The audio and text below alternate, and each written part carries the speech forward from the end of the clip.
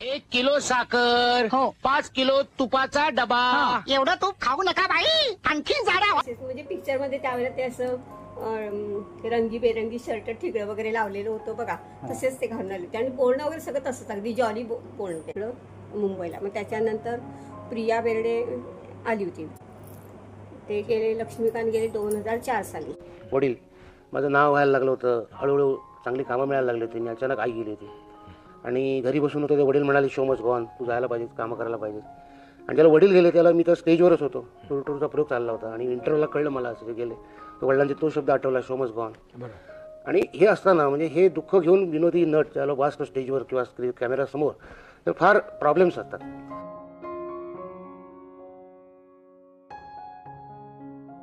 नमस्कार, मी दीपक तुमच्या एका नव्या व्हिडिओमध्ये स्वागत करतो आहे. आज आपण लक्ष्मीकांत बेर्डे यांच्या गावाकडे जातो आहे. कॉमेडीचा बादशाह ज्या गाव म्हटलं जातं असं आपलं लक्ष्मीकांत बेर्डे याचं गाव इथनं चांदेराई असं त्याचं गाव आहे आणि त्या गावामध्ये आपण आता जाण्यासाठी निघतो आहे. तर व्हिडिओला तुम्ही शेवटपर्यंत नक्की बघा.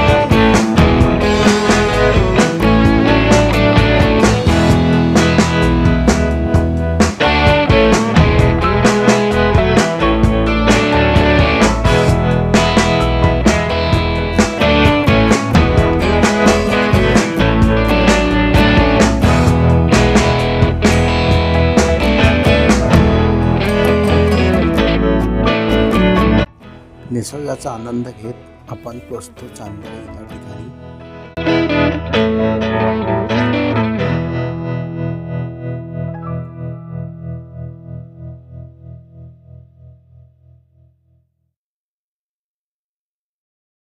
साधारणपणे 21 किलोमीटर अंतरावर आपण चांदेराई ह्या गावी येऊन पोचतो.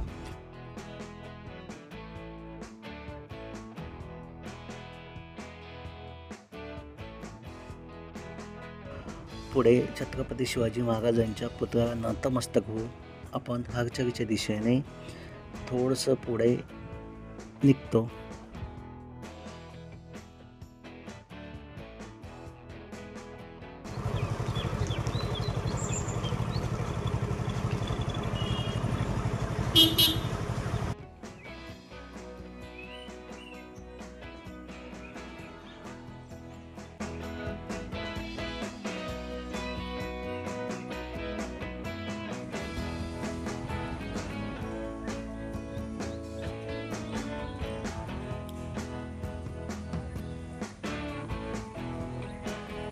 ह्या ठिकाणाहून आपण उजवीकडे वळाल्यास वाणी पेठेकडे जातो.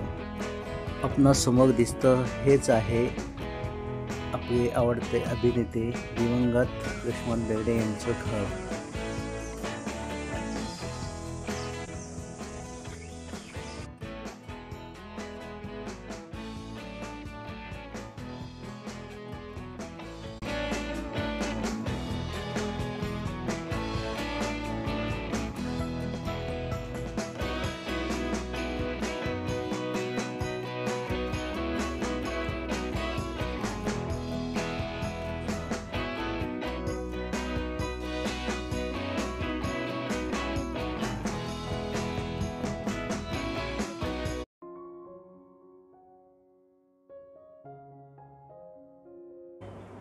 मी वैशाली विजय बेर्डे. तर ते म्हणजे बरेच वर्षापूर्वी लक्ष्मीकांत तिथं आले होते. रोज आता 30-35 वर्ष होऊन गेली त्यांना येऊन इथं.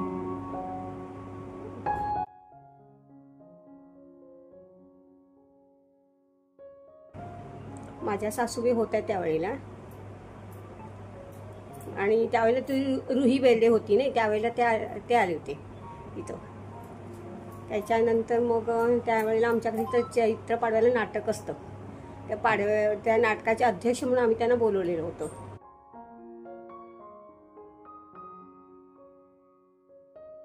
म्हणून ते आले होते.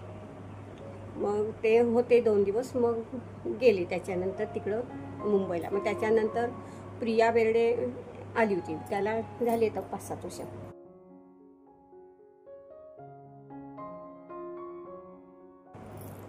ते गेले, लक्ष्मीकांत गेले 2004 साली.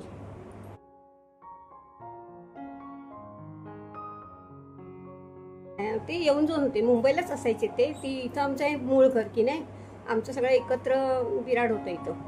येऊन जाऊन असायचे ते आले त्यावेळेला माझं लग्न होऊन काहीतरी 4 वर्ष झाली होती. इथं आले त्यावेळेला लक्ष्मीकांत आले होते त्यावेळेला. चे वडील, लक्ष्मीकांतचे वडील आणि माझे सासरे सख्खे चुलत भाऊ, ते एकत्रच कुटुंब आमचं इथं. सगळे आम्ही आधी एकत्र, मग मुंबईला आमचे धंदे होते ना, सगळे व्यापार धंदे सगळे मुंबईला. त्यामुळे ते आधी सुरुवातीला मुंबईलाच असायचे आणि इथं येऊन जाऊन असायचे ते सगळेच. म्हणजे आमचं मोठं घर हेच की नाही, त्यामुळे तिथं सगळ्या राहायचे. पण काही कामानिमित्त येऊन जाऊनच असायचे ते. तसेच म्हणजे पिक्चरमध्ये त्यावेळेला ते असं रंगीबेरंगी शर्ट, ठिगळं वगैरे लावलेलं होतं बघा, तसेच ते घालून आले होते. आणि बोलणं वगैरे सगळं तसंच, अगदी जॉली बोलणं.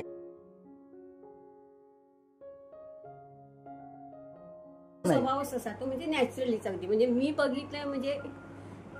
बघितले ते असेच अगदी नॅचरली.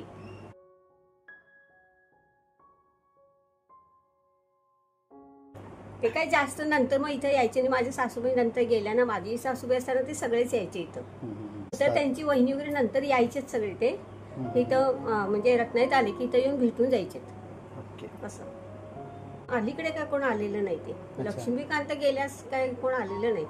आता गेल्या वर्षी म्हणजे आता झाले त्याला 2-4-5 वर्ष आली, हे आले होते त्यांचे चुलत भाऊ इथं रत्नागिरीत. पण आमची शेरे बिल्डिंग मध्ये त्यांची हे होती, जागा होती रत्नागिरीला, तर राहायची ते आधी. मग तिथं थोडं शिक्षण झालं असं वाटतं. म्हणजे अशा पद्धतीने आज आम्ही त्यांच्या नातेवाईकांना इथे भेटलो आणि त्यांच्या नातेवाईकांनी पण खूप छान अशी माहिती सांगितली आणि त्यांच्या जुन्या आठवणींना त्यांनी उजाळा दिला. खूप छान वाटलं ह्या ठिकाणी येऊन. तुम्ही पण नक्कीच ह्या ठिकाणी भेट द्या आणि असेच नवीन व्हिडिओ बघण्यासाठी आपल्या चॅनलला सबस्क्राईब करा. आपणास हा व्हिडिओ कसा वाटला कमेंट करून नक्की सांगा. धन्यवाद.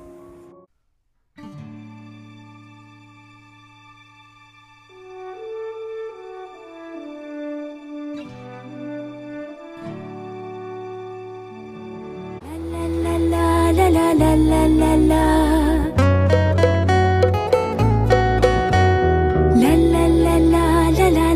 la